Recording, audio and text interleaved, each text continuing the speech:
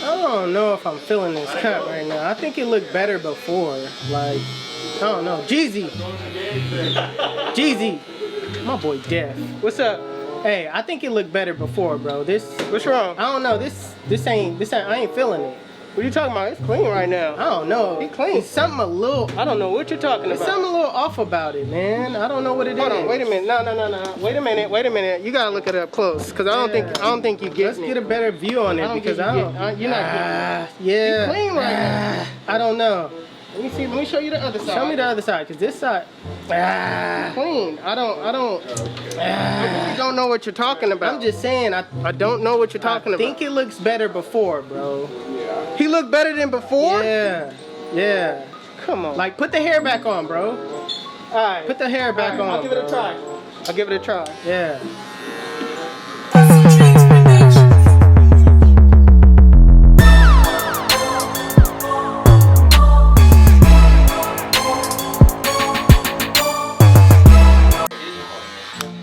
Like this? Yeah, that's how I said. I told you clean. Just clean. Like you think so? Yeah, bro. Really? He in there. All right, we done. For real?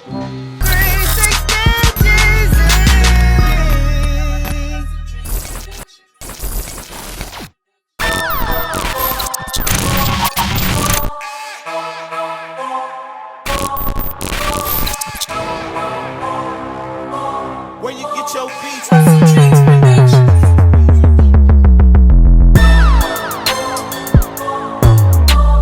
Alright you guys, so before you actually start cutting, what you want to do is comb the hair, pick the hair out, or brush the hair down. In this case, I did it before I started filming. I did the client consultation, and my client wanted a number 2 on top and a high taper. So I went ahead and grabbed my 2 guard with the lever fully closed, and now I'm going with the grain of his pattern.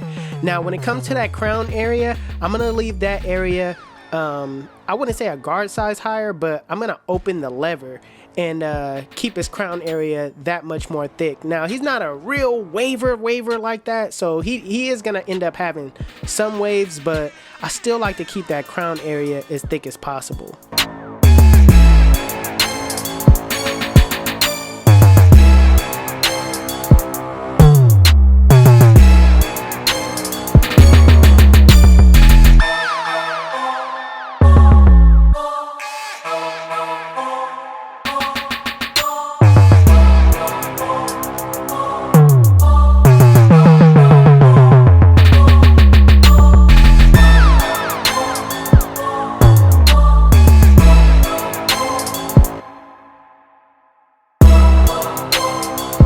So after you're done bringing the hair down to the length that your client wanted, what you want to do is brush the hair down, just to brush everything in place to get it relaid, because just because you go over it with the clipper doesn't mean that it's stretched out to its full potential after you cut it down. It still needs to be stretched out a little bit more. Now with the BABYLISS Skeleton FX, I'm gonna set in my bald line a little bit different this time. I'm gonna set it in like an arrow shape, all right? The reason why I'm setting it in like this, because I want a burst effect in the middle, you know what I mean? And I also wanna keep that line up around the ear and on the vertical bar. So I'm just trying new things. It's gonna work the same if you would set a straight line in. This is just me being creative.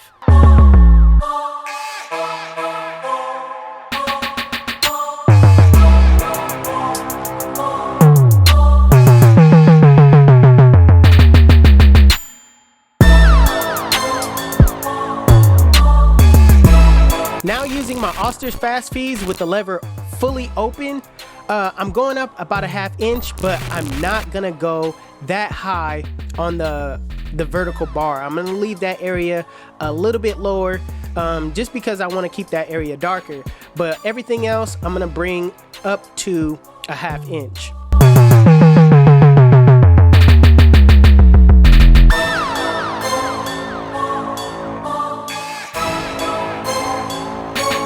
Next step is the 1 guard with the lever fully open, and I'm gonna do the same thing. I'm gonna go up about ½ inch. You don't really need to trip off of you know, not really going too high up on that vertical bar. Just make sure you go up a full 1/2 inch.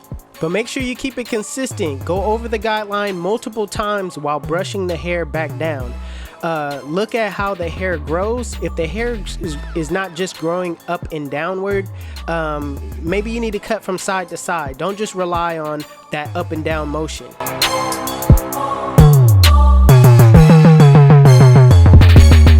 Now with the 2 guard with the lever fully open, I'm going up, scooping out, making sure that I just knock off that bulk at the top. I'm not necessarily setting in a guideline. I'm just kind of clearing out that area so that it could smoothly run into the number 2 with the guard closed on top.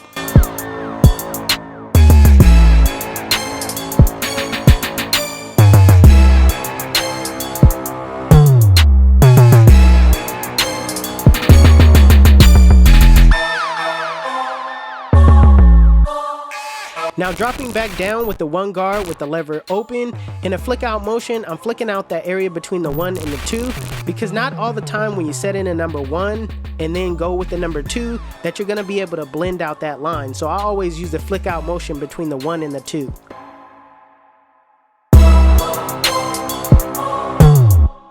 So with the 0 guard with the lever closed, in a flick out motion, I'm flicking out that middle line. Now I'm using my corners the entire time and making sure that I go from the bottom upward. Now start below the line and flick to the line. If you need to go up more, just adjust your lever as you go up.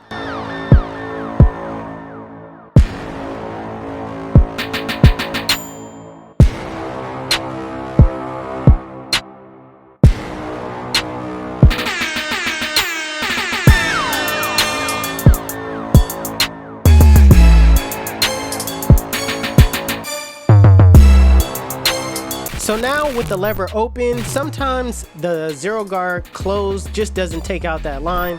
So just like how I clean up that area between the 1 and the 2, I'm in a flick out motion. I'm just using my corners to kind of clean up that area that I couldn't get out with the 0 guard closed.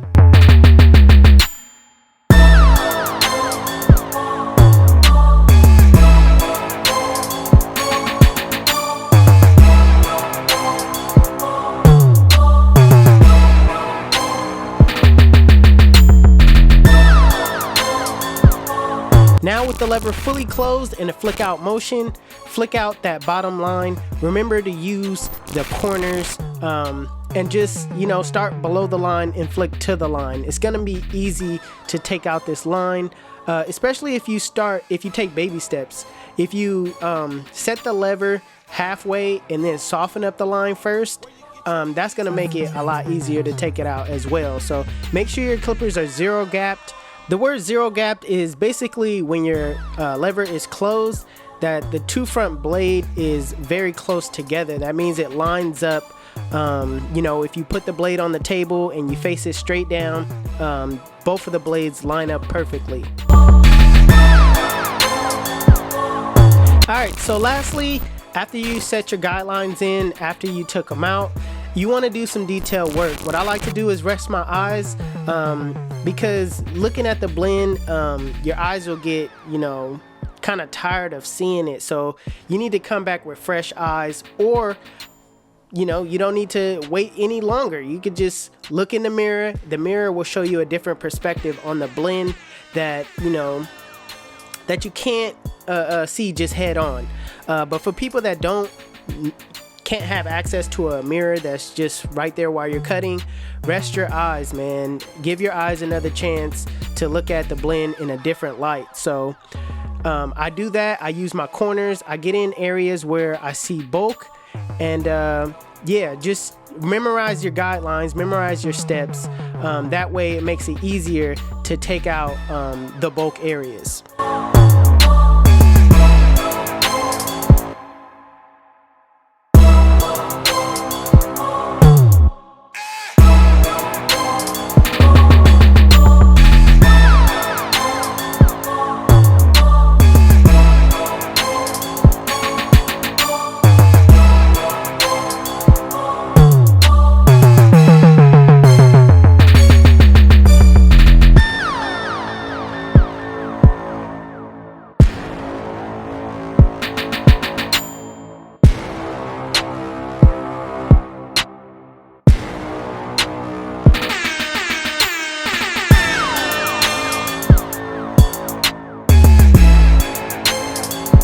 So I'm just gonna reveal where his natural hairline is.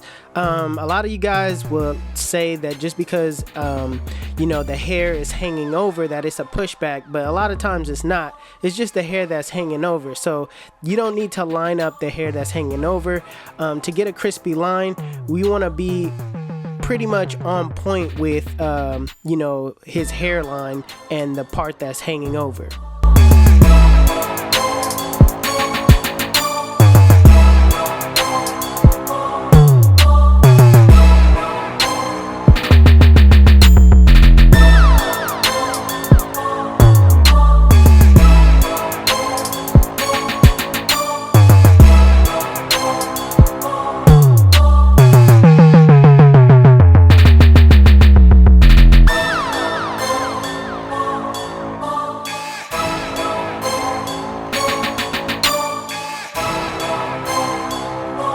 Where you get your beats.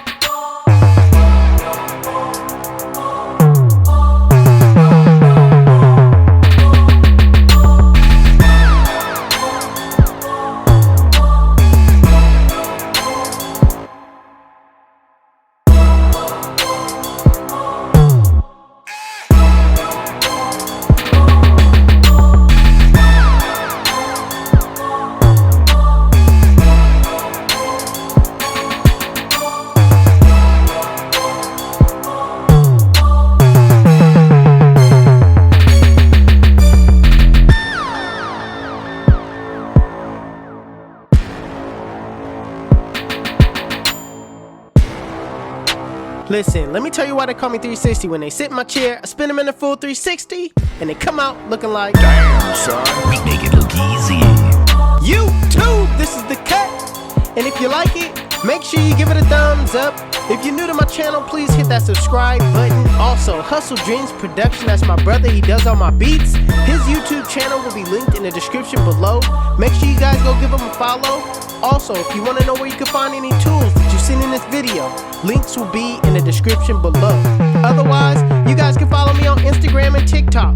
My TikTok is official 360 Jeezy and my Instagram is 360 Jeezy. But it's your boy 360 Jeezy, and I'm out of here. Where you get your beats.